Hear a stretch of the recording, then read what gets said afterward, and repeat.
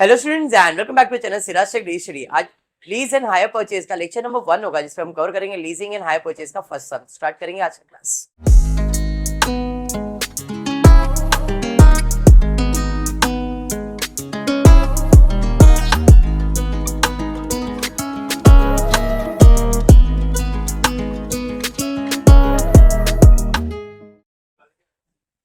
कल भी जो करवाया था उसमें छोटा सा करेक्शन था जो पीपीटी में नहीं था।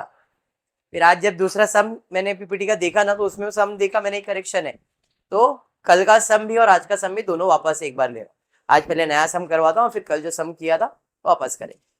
ठीक है, एक कॉलम ही नहीं था उसके अंदर और उसकी वजह से फिर कैलकुलेशन पूरा चेंज हो गया। कुछ नया नहीं होने वाला, जैसा किया था वैसा ही है। ओके, चल।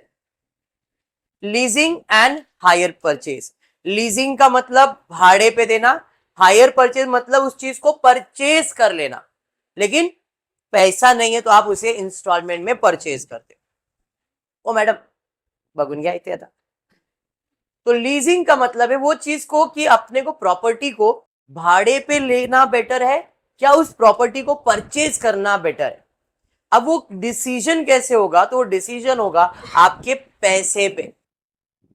अब पैसे पे मतलब क्या होता है, फॉर एग्जाम्पल कि मैंने वो प्रॉपर्टी, फॉर एग्जाम्पल मेरे हाथ में ये प्रॉपर्टी है, मैंने परचेज करने का सोचा। ये प्रॉपर्टी फॉर एग्जाम्पल 50,000 रुपीज का है, बट मेरे पास 50,000 रुपया नहीं है, बराबर है। तो मुझे दुकानदार ने बोला है या तो आप इसे यूज करना है तो हर महीने मुझे 2,000 रुपया दो, आपको जितना महीना यूज करना है आप उतना महीना यूज करो। तो कहीं ना कहीं कैश आउटफ्लो होगा यहाँ पे। आउटफ्लो मतलब पैसा बाहर जाएगा, तो जितना महीना में यूज करूंगा उतना महीना 2,000 रुपया जाएगा। फॉर एग्जाम्पल मैंने 2 ईयर्स इसे यूज किया, तो हर साल का 2,000 रुपए के हिसाब से 24,000 रुपया हुआ, तो 2 साल का कितना हुआ 48,000 रुपीज। और वही जगह पे उसने बोला अगर आपको ये खरीदने का है तो 50,000 रुपए में पड़ जाएगा, बराबर है। अब 2 साल में मैंने उसका कितना ईएमआई भरा, वो कैश आउटफ्लो और ये कैश आउटफ्लो के बेसिस पे हम डिसीजन बनाएंगे कि हमको कितना फायदा हो रहा है। क्या ये भाड़े पे लेना फायदेमंद है, क्या इसे इंस्टॉलमेंट में लेके यूज करना फायदेमंद, ये मैंने बताया हुआ। हाँ याद है ना। चलिए देखते क्वेश्चन दिया क्या गया। Dell limited is considering acquisition of a personal computer. Dell limited एक कंपनी है जो सोच रही है एक पर्सनल कंप्यूटर खरीदने का। कितने का? 50,000 रुपए का। The effective life of the computer is expected to be 5 years। 5 साल चलेगा वो कंप्यूटर। अगर आप लेते हो 50,000 का कंप्यूटर तो 5 साल देखने की जरूरत तो नहीं है। The company plans to acquire the same either by borrowing 50,000 from its banker at 15% interest per annum or by lease। Same चीज जैसे मैंने एग्जांपल दिया था 50,000 का, वही एग्जांपल है। एक कंप्यूटर खरीदने का सोच रहा है वो, या तो वो बैंक से लोन लेगा 50,000 का, जिसपे उसको ब्याज देना पड़ेगा 15% का, या तो फिर इसे वो भाड़े पे ले लेगा, लीज पे ले लेगा। ठीक है। The company wish to know the lease rental to be paid. Very very very important. Company wants to know, company wish to know lease rental to be paid annually which match the loan option। यहाँ पे lease कितना दिया नहीं है, lease हमको find करना है, और वो लीज ऐसा होना चाहिए कि वो लोन का जो भी पेमेंट है उसको मैच कर सके। This is the twist in this sum. ठीक है, आगे। The following information is provided you. Principal amount of the loan will be paid in 5 annual equal installment. Loan कितने का लोगे? 50,000 का, और प्रिंसिपल अमाउंट 5 साल में भरेंगे, मतलब हर साल कितना भरना पड़ेगा? 10,000। अरे हाँ ना, पक्का ना, समझ रहा है ना? ठीक है। Interest, lease rental, principal repayment are to be paid on the last day of each year. हर साल के एंड में, चाहे इंटरेस्ट हो, चाहे रेंट हो, चाहे प्रिंसिपल अमाउंट हो, कुछ भी हो, ईयर एंड के लास्ट डे पे आप पे करने वाले हो। बेटा इधर आ जाना, हर्ष आ जा बेटा, अंदर शिफ्ट हो जाओ। दादा कंट्रोल, आ जा मंतेश, आ जाओ यहाँ पे, और फोन रख देना वहां। बेटा आ जाओ ना, आ जाओ।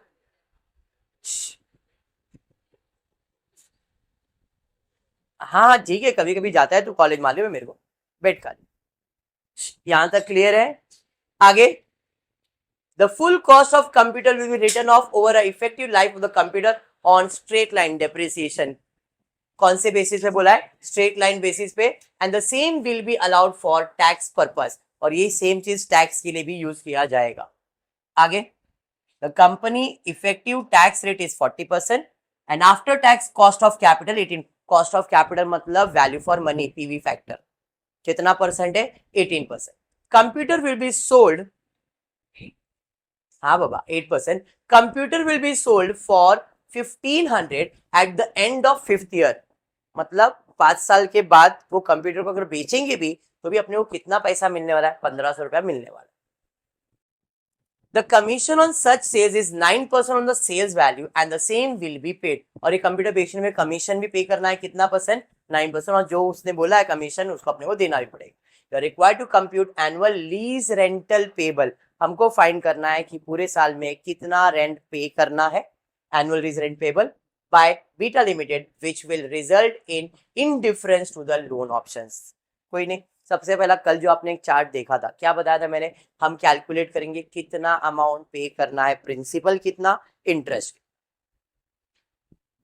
कितने साल के लिए चलने वाला भाई? ये 5 साल के लिए। ओपनिंग बैलेंस हमारा प्रॉपर्टी कितने का है? 50,000। कितने इंस्टॉलमेंट में भरने का है? 5 इंस्टॉलमेंट। तो 50 डिवाइड बाय 5 करोगे तो 10,000। Principal amount 10। Interest is calculated on opening balance. 50,000 का कितना परसेंट? 15% कैलकुलेट करो, कितना आ रहा है? 7,500।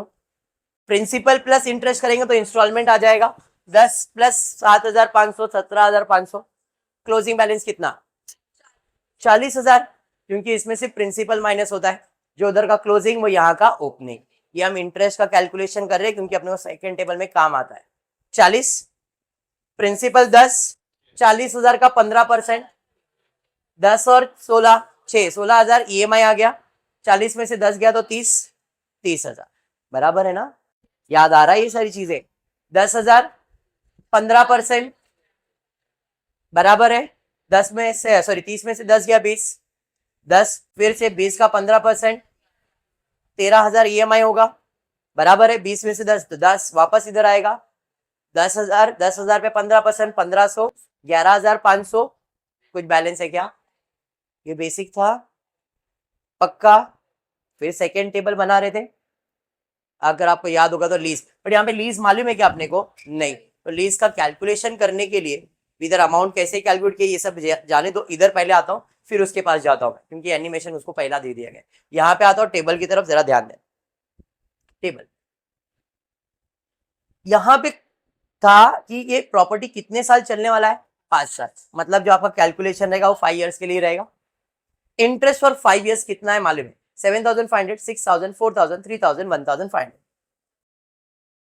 बेसिक डेप्रिसिएशन कौन से मेथड पे बोला है? Straight line. तो इधर परसेंटेज वगैरह कुछ आएगा नहीं। कैसे निकालोगे depreciation? Original cost of the machine कितना है? Original cost of the machine is 50,000 बराबर। तो कोई परसेंटेज ऑफ डेप्रिसिएशन दिया नहीं है, तो original cost minus scrap value upon estimated life. ये तो सुना है ना, ये डेप्रिसिएशन का फॉर्मूला है। तो ओरिजिनल कॉस्ट 50,000 माइनस कितने में बेचोगे इसको? भंगार में 1,500 रुपए में बिकेगा स्क्रैप वैल्यू, अपॉन इसका लाइफ कितना है? 9,000 एवरी ईयर का डेप्रिसिएशन। अरे ये समझा? तो हर साल डेप्रिसिएशन कितना आएगा? 9,700। ठीक है सर, ये चेंज क्यों हो गया? बाद में बताऊंगा। ये लास्ट वाला, क्योंकि इसमें कुछ तो चेंजेस अपने को करना है। इधर कुछ बोला था कमीशन वगैरह देना है, ये सब चीजों की वजह से, तो ये छोड़ दो, बाकी सारी चीजें क्लियर है। अरे हाँ, ये मैं एंड में कैलकुलेशन दिखाने वाला हूँ आपको। डन यहाँ तक? 9,700 कैसे आया, समझा क्या? अरे यस, चलिए ठीक।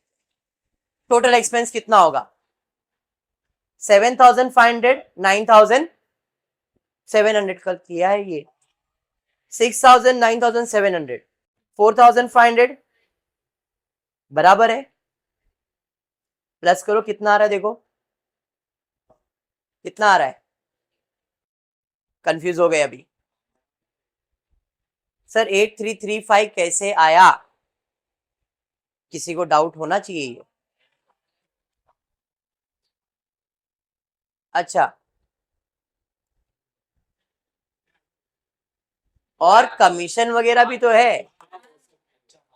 अच्छा हाँ, 1500 का 9% कैलकुलेट करो कितना आता है। 1500 का 9% कैलकुलेट करो कितना आ रहा है। 1135 बराबर है। डेप्रिसिएशन कितना था टोटल, आ गया क्या? नहीं आया ना, क्या माइनस किया? 1500 माइनस किया और फिर 135 माइनस किया। वेरी गुड, क्या बात है दादा।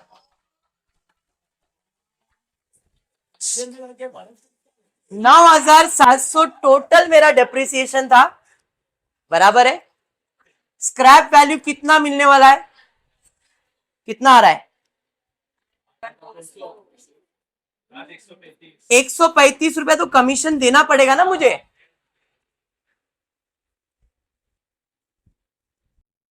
तो लास्ट ईयर में डेप्रिसिएशन 9700 नहीं, लास्ट ईयर में डेप्रिसिएशन की जगह पे कितना एक्सपेंस आएगा? 9335।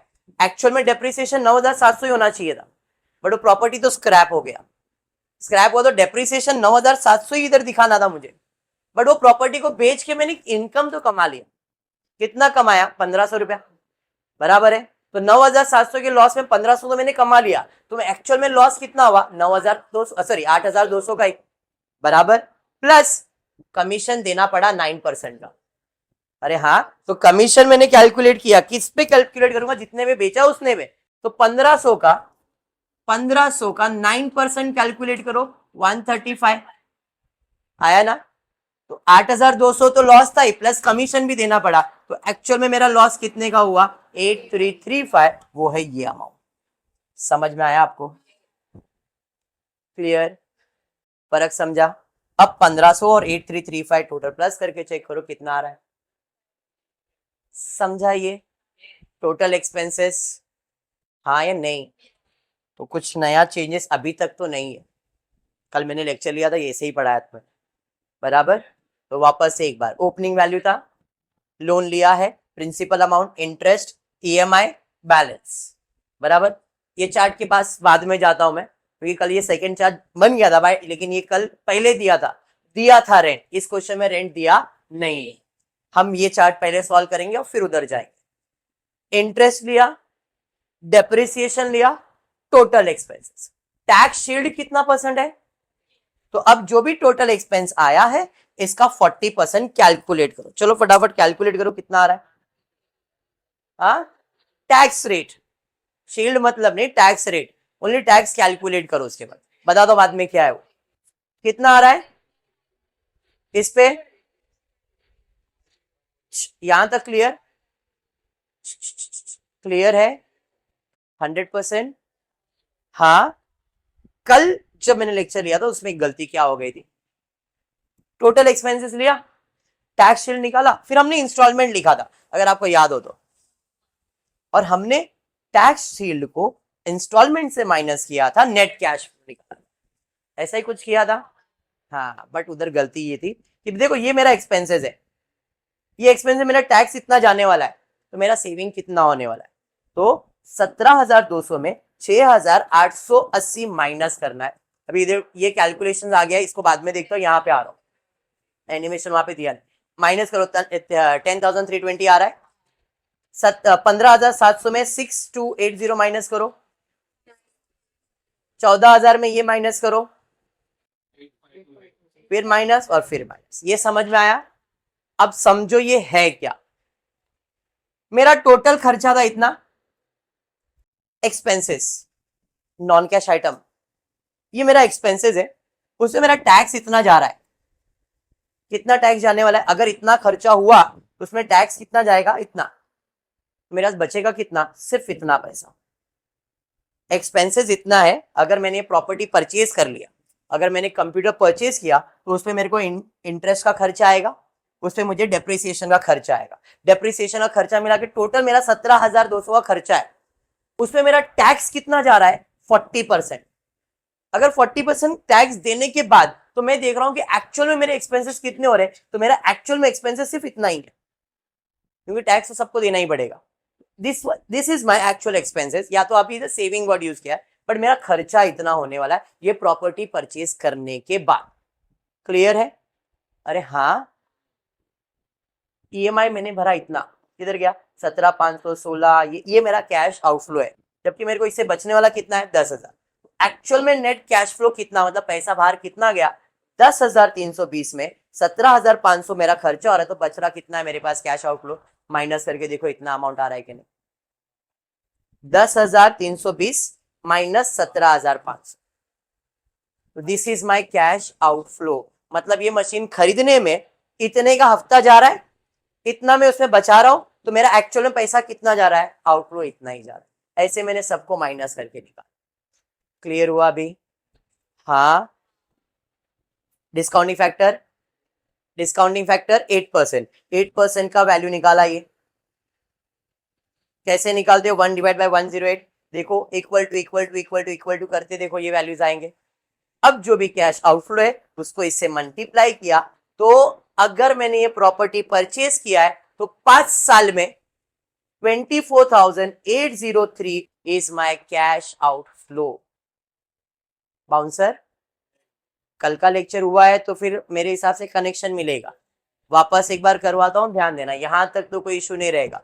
इंटरेस्ट क्लियर है, डेप्रिसिएशन, खाली डेप्रिसिएशन में इधर मैंने चेंज किया, क्यों किया वो मैंने सॉल्व करके बता दिया, बराबर है। टोटल खर्चा लिया, टोटल खर्चे में मेरा टैक्स कितना जा रहा है वो मैंने निकाला, और वो मेरे एक्सपेंसेस से माइनस करके नेट सेविंग निकाला, मतलब इतना बचत तो मैं कर सकता हूं। अब एक्चुअल में पैसा जा रहा है इतना, जाएगा पैसा आउटफ्लो इतना, जबकि बचने वाला इतना, तो पैसा जा कितना रहा है, सिर्फ इतना पैसा 5 साल में जा रहा है। प्रॉपर्टी खरीदने में मेरा पैसा इतना ही लग रहा है, पीवी फैक्टर दिया है, तो 5 साल में मैंने सिर्फ और सिर्फ उस प्रॉपर्टी पे कितना पैसा इन्वेस्ट किया है, 24,000 रुपए मेरा खर्चा हो रहा है। कितने का प्रॉपर्टी था, 50 का, बट वो प्रॉपर्टी में मेरा पैसा कितना लगा, सिर्फ 24,000, बिकॉज ये सारी नॉन कैश आइटम की वजह से मेरा कैश आउटफ्लो का वैल्यू चेंज हो गया। डन। क्वेश्चन में एक पॉइंट दिया था यहाँ पे, company wish to know lease rental to be paid annually which match the loan option. Loan लेने पे कितना पैसा जा रहा है मेरा बाहर, तो बोला यही पैसे के बेसिस पे लीज रेंट कैलकुलेट करो, which means which match the loan option का मतलब है लोन ऑप्शन में आपने कितना पैसा भरा, इतना, इतना ही पैसा अगर आप लीज में भरते हो तो what is your lease rental, तो वो कैसे कैलकुलेट करेंगे, जरा पीवी फैक्टर सबने निकाला है, कैलकुलेटर निकालो, इधर भी प्लस कर सकते हो बट मैं डायरेक्ट शॉर्टकट दे रहा हूं। 1 डिवाइड बाय 1.08, 1 डिवाइड बाय 1.08 किया, कुछ तो वैल्यू आया, वो ये रहेगा, मेमोरी में प्लस कर दो, मेमोरी में प्लस, मेमोरी में प्लस, मेमोरी में प्लस, मेमोरी में प्लस, 5 साल के लिए प्लस करोगे, टोटल कैश तुम्हारा आउटफ्लो है 24,803.03, डिवाइड बाय 3.993 करोगे तो आपको वैल्यू मिलेगा 6,212। ये मेरा लोन ऑप्शन के हिसाब से कैश आउटफ्लो है, मतलब अगर मुझे 24,000 भरना है, 24,000 रुपया भरना है, तो what will be my cash outflow, 6,212। और ये जो भी अमाउंट आया है इट इज आफ्टर टैक्स, और ये मैं नहीं कह रहा हूं, क्वेश्चन में बोला गया है।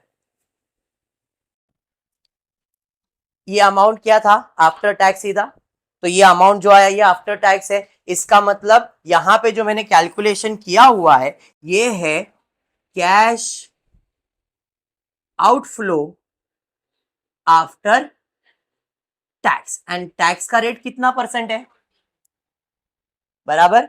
तो अगर 6,212 60% है 60 आफ्टर टैक्स ना, 40% टैक्स भरिए तो बचा कितना, 40% टैक्स भरिए तो बचा कितना, 60%, तो ये आपका कितना परसेंट वैल्यू है, 60, तो 100% कितना, क्रॉस मल्टीप्लाई करो, 10,350।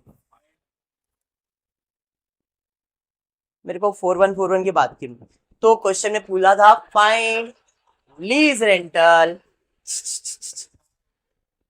लीज रेंट मिल गया, समझ में आया क्या, समझा क्वेश्चन? दादा वापस एक बार जरा ध्यान दो। आपने ये क्या निकाला? Cash outflow keeping the loan amount, cash outflow निकाला। अब जो आपने अमाउंट निकाला है ये है after tax. What is after tax? Normally 100% में जब मैं 40% टैक्स माइनस करूंगा तो 60% आएगा, इसे मैं आफ्टर टैक्स कहता हूं। इसका मतलब ये जो अमाउंट है वो आफ्टर टैक्स है, मतलब 6212 कितना परसेंट है? और मुझे 100% अमाउंट चाहिए। 100% मतलब लीज अमाउंट ना, बराबर है? तो 100% अमाउंट कितना? तो ये आएगा 6212 into 100 divided by 60, 10,353 is my lease rental keeping loan amount intact. समझा ये? क्लियर? अब वो चीज आपको अगर कैलकुलेशन करना है तो उसके बाद पीवी निकालो और फिर मल्टीप्लाई करके आंसर चेक करोगे, आपको यही अमाउंट आएगा। मतलब कल जैसा किया था, लिया टैक्स शील्ड डाला, आउटफ्लो इनको माइनस करके सेविंग दिखाया और फिर पीवी फैक्टर से मल्टीप्लाई करोगे, आपको ये आएगा। तो अपने को भी ये कैलकुलेशन नहीं करना है। इधर क्वेश्चन में बोला था the principal amount of the loan is paid, interest lease is paid, full cost of the company effective rate दिया हुआ है, the computer will be sold. अपने को फाइंड करना है annual cash annual lease rental payable. तो annually lease कितना भरना है? अब दोनों में से सिलेक्ट करना है कौन सा बेटर है। इधर कितना पैसा जा रहा है?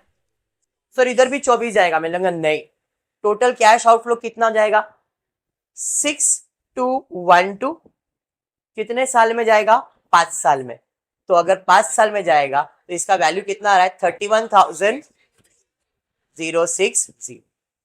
इसमें पीवी फैक्टर ऑलरेडी है, ये 6212 पीवी के साथ ही है, इसलिए इधर पीवी वैल्यू नहीं डाला 8% का। तो हम अगर इतना पैसा हर 5 साल में भरने वाले तो टोटल पैसा कितना जाने वाला है? 31,000 रुपीज, और इधर जाने वाला है 24,000 रुपीज। तो कौन सा प्लान बेटर है? 24,000। हाँ, माइनस में तो पैसा जा रहा है ना। ये क्या है? Cash outflow. इधर कितना पैसा जा रहा है? वही पैसा का कैलकुलेशन इधर दिखाया मैंने। तो इधर 10,000 मेरा हर महीने जाएगा, जिसमें टैक्स इतना बचेगा, टैक्स का खर्चेगा, तो मेरा पैसा इतना लगने वाला है ना। कुछ नहीं, वापस आ जाता है। इतना क्या सोच रहे बे? तो इधर हर महीने या हर साल मेरा इतना पैसा जा रहा है। तो अगर ये 5 साल के लिए जा रहा है तो 6212 में 5 साल में कितना पैसा गया? 31,060। दोनों में कौन सा बेटर है भाई? ये 24,000 है और ये 31,000 है, तो मतलब इधर कम पैसा जा रहा है। मतलब हमको प्रॉपर्टी क्या करना चाहिए? परचेज करना चाहिए, भाड़े पे नहीं जाना चाहिए। क्लियर है? अगर अभी भी कंफ्यूजन है तो इसके बाद वाला समझो, आपने फर्स्ट लेक्चर में किया था वही सेम करवा रहा हूं, जो रिकॉर्ड का इशू था वही सेम सम वापस करवा रहा हूं, जरा ध्यान दें। ABC company limited face with two options as under in respect of acquisition of asset for 1 lakh. कितने का असेट खरीदने का है? 1। उसके पास दो ऑप्शन है, या तो वो बैंक से लोन ले लेगा 1 लाख का, जिसपे इंटरेस्ट कितना आने वाला है? 15%, या तो फिर वो भाड़े पे देगा। और यहाँ पे भाड़ा दिया है, कितना भाड़ा दिया है? 350 रुपए, 1,000 रुपए असेट के वैल्यू पे। मतलब अगर 1,000 का असेट है तो रेंट कितना? 350। लाख का असेट है तो उसके हिसाब से उसका रेंट आएगा। क्लियर? ये सब हमने फर्स्ट लेक्चर में किया होगा। फिर दिया है डेप्रिसिएशन कौन से मेथड पे? WDV पे। टैक्स रेट दिया है और डिस्काउंटिंग फैक्टर दिया है। ठीक है, पहला अपन कैलकुलेशन कर लेंगे। ओपनिंग वैल्यू कितना? 1 लाख। प्रिंसिपल कितने इंस्टॉलमेंट में भरने के लिए बोला है? 1 lakh to be payable in 5 year and installment at the rate of 15%। 1 lakh divide by 5 करोगे कितना आएगा? 20,000। तो अपना प्रिंसिपल अमाउंट 20,000 हर साल कटेगा। 1 लाख पे 15% कैलकुलेट, 15,000। अरे बराबर, 1 लाख का 15% हो गया, 20 प्लस 15 35,000 EMI आ गया। 1 लाख में से 20 गया तो 80 आ गया। सेम 80 इधर आएगा। 80 पे 20 तो अपना प्रिंसिपल अमाउंट है, 80 पे 15% कैलकुलेट करोगे 8 तो 12,000, 32,000 EMI हो जाएगा। अरे बराबर 60, सेम 60 20 60 9,000 बराबर है 40